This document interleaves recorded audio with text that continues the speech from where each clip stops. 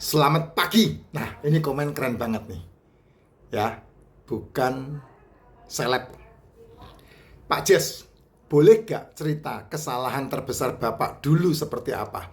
Soal pola hidup. Hingga Bapak memutuskan untuk merubahnya sekarang. Dan saya juga ikut menerapkan pola hidup Bapak. Luar biasa.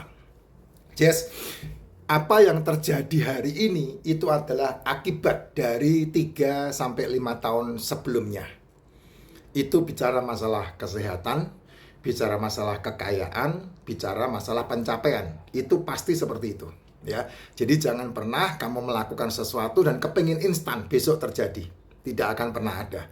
Penyakitmu hari ini itu akibat 3 sampai 5 tahun dari 3 sampai 5 tahun yang lalu. Apa yang kamu lakukan hari ini berakibat 3 sampai 5 tahun yang akan datang. Itu so pasti terjadi seperti itu. Nah, kalau kesalahan terbesar saya dilahirkan dalam kemiskinan. Ya, cuman bedanya hari itu setiap hari saya lari pagi 35 kali lapangan bola. Sehingga aman. Makanan-makanan sampah semuanya terserap, terbuang dengan maksimal. Karena saya setiap hari pagi jam 5 itu setengah 5 itu pasti saya keluar lari muter lapangan bola 35 kali, sehingga fisik saya kuat sekali. Nah, makanan di rumah pasti sampah karena kami miskin. Seperti tadi saya ceritakan, mama saya itu kalau ada duit sekali kasih duit ke anak bawa panci dibawa ke terminal, panci kosong dibawa ke terminal, kami beli sisa sup dari warung A, B, C, D, beli 5 rupiah, 10 rupiah, zaman itu. Sampai penuh panci itu bawa pulang. Nah, dipanasin sama mama saya. Nah, itu racun semua itu. Ya, nggak ada gizi sama sekali. Ya, itu makanan kami. Tapi karena sekolah jalan kaki, olahraga setiap hari, beraktivitas nonstop, tambah pulang sekolah masih kerja sendiri untuk ngumpulin duit sendiri ya. Zaman itu kan kerjaan yang saya lakukan banyak, termasuk ngumpulin tegesan itu, ngumpulin puntung rokok yang dijual. Bantu bapak saya nyari batok kelapa segala. Jadi terus membantu bapak saya nguleni jualan kue segala. Banyak yang dikerjakan. Sehingga enggak berasa. Karena apa? Setiap hari metaboliknya bagus. Karena beraktivitas. Gitu. Nah, sampai lulus sekolah, sampai lulus kuliah, itu saya masih aktivitasnya tinggi tuh. Nah, begitu punya pekerjaan, nah disitulah semua aktivitas itu berkurang. Semakin turun. Tapi pola makannya tidak berubah. Apa aja dimakan. Bangun tidur, melek moto, melek cangkem, masuk apapun. Jajanan, cemilan, kopi, semua dimakan. Apapun. Dan terbesar makanan yang terus tiap hari dimakan adalah gorengan. Hanya untuk satu, quote and quote, ganjil perut. Nah, itu yang berbahaya. Kamu makan nasi uduk, sarapan nasi uduk, itu berbahaya. Kenapa? Karena tubuh kalau sudah umur kamu beraktivitasnya kurang karena harus bertanggung jawab mencari uang, waktunya kamu stop sarapan. Tapi kalau Kang Deddy Mulyadi itu Ciami itu, anak-anak sekolah tidak boleh pakai motor, jalan kaki. Nah, itu Nadiem berjasa untuk sonasi. Itu bagus banget. Ya. Nah, kalau udah kuliah selesai, aktivitasmu berkurang, jalan kaki berkurang, kamu tiap hari ngafe, tiap hari buat tesis, buat kerjaan, semuanya diketik semua, aktivitas tubuhmu berhenti. Hanya aktivitas jarimu yang aktif. Nah, itulah waktunya kamu awas-awasi. Gitu. Kamu awas-awasi betul-betul. Karena itulah waktunya kamu metaboliknya udah rusak. Diawali dengan degeneratif, di mana sel tubuh gagal meregenerasi. Gitu. Umur berapa itu kira-kira? 20 tahun ke atas lah. Waktunya kamu untuk merubah. Nah, saya kan tidak. Saya kan, waduh, gila Jess. Tiap hari hanya ganjil perut Jess, makanan saya Jess. Ya, apalagi kalau event. Waduh, itu gila itu. Makan ndak aturan. Jadi makan apa aja makan. Tubuh ndak butuh makanan. Tubuh itu butuhnya minum. Karena apa? 80% tubuhmu itu air. Makan cukup di jam 1 sampai jam 7. Jam 7 malam sampai jam 1 siang. Kalau bisa jangan makan. Itu sehat. Jadi apa? Kamu kasih kesempatan tubuhmu untuk mencerna, memakan, menyerap. Dan sel-sel tubuhmu aktif. Untuk apa? Untuk membersihkan sel-sel yang rusak.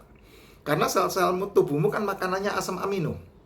Sementara asupan yang paling banyak kamu asupkan ke tubuhmu semuanya itu karbo, gula, jajanan, cemilan, cepuluh, ceplas, nasi, waduh itu pasti paling banyak itu. Tepung, kamu dikit-dikit mie, dikit-dikit jajanan, dikit-dikit cemilan, dikit-dikit minuman manis, kafe di mana-mana merebak. Itu anak-anak muda kenapa hari ini kena diabetes dan porsinya sangat tinggi. 11 triliun loh uang BPJS itu habis tiap tahun hanya untuk masalah diabetes. 11 triliun untuk masalah metabolik mencapai 70 triliun. Bayangin aja 70 triliun dikurangi 11 triliun. Berarti sisanya itulah yang dipakai untuk kanker, tumor, jantung. Gitu. Ngeri kan, Jess? Penyakit-penyakit metabolik yang sebetulnya gampang banget penyelesaiannya. Apa itu? Ya kalau saya ngomong semua makanan yang dijual itu di close ya enggak boleh juga. Kan itu kan mata pencaharian. Ya kamu yang bijak. Kamu yang harus bijak untuk memilah apa yang tubuhmu butuhkan. Bukan berarti tidak boleh dimakan. Boleh. Tidak ada yang tidak boleh. Boleh makanan enak kok.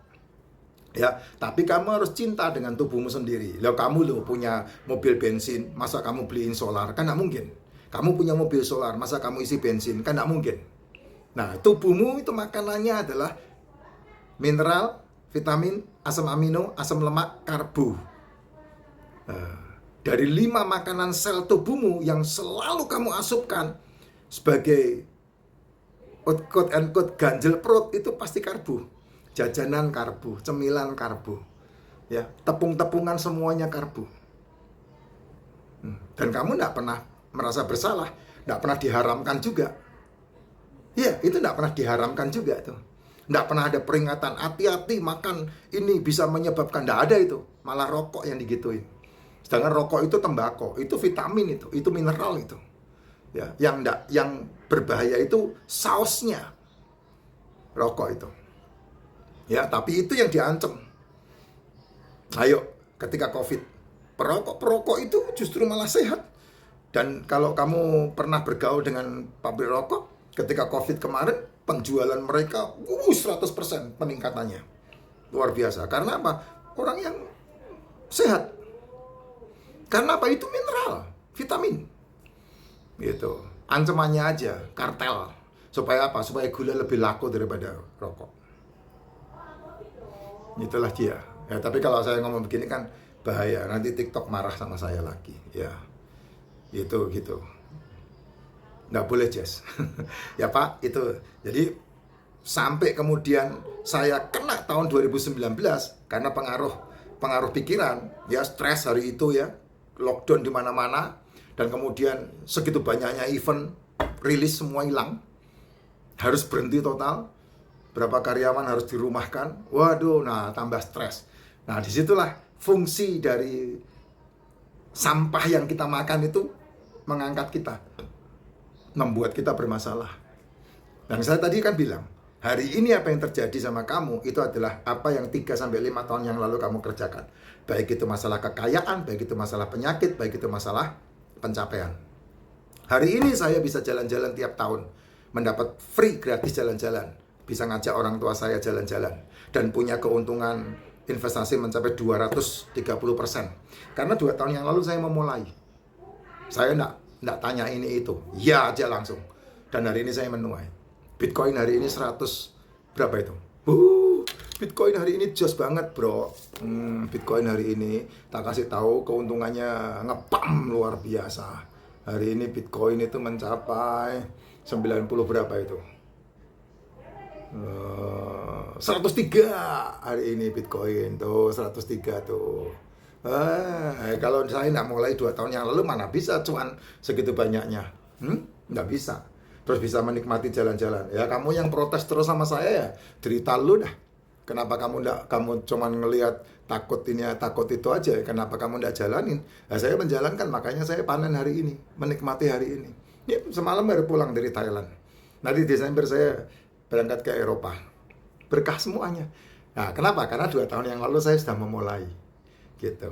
Jadi tidak ada yang instan, bro. Termasuk kesehatan. Ya.